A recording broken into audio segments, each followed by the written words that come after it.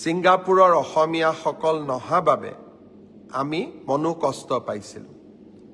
অহাকালি 4জনকৈ ছিংগাপুৰৰ প্ৰৱাসী অসমীয়া অনুসন্ধানত যোগ দিবৰ বাবে গুৱাহাটীলৈ আহিব।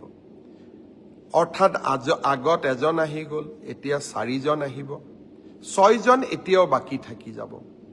মই সেই 6গৰাকী অসমীয়াক আকৌ এবাৰ ক'ম যে অসমৰ হিয়া ৰামথু, প্ৰাণৰ শিল্পী জুবিন গাৰ্গৰ মৃত্যুৰ তদন্তত সহায় কৰা আপোনালোকৰ লিগেল ৰেছপন্সিবিলিটি, আইনগত দায়িত্ব, আপোনালোকৰ মৰেল ৰেছপন্সিবিলিটি, আপোনালোকৰ নৈতিক দায়িত্ব, আৰু আপোনালোকে অসমলৈ আহিব লাগিবই। যিসকলে অসমলৈ নিজে নাহে তেওঁলোকক কেনেকৈ আনিব লাগে তাৰ বাবেও আমি আইনৰ ব্যৱস্থা ল'বলৈ কুণ্ঠাবোধ নকৰোঁ।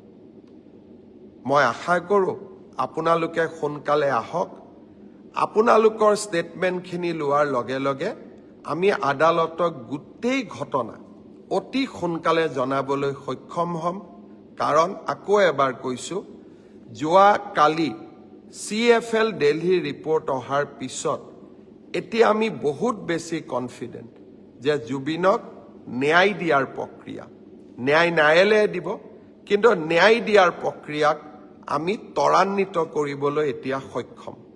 মই যেনেকৈ প্ৰথম মোৰ ফেচবুক লাইভত কৈছিলোঁ যে জুবিনৰ ঘটনাৰ সম্পূৰ্ণ তদন্ত আমি কৰিম, আমি জুবিনক ন্যায় দিয়াম।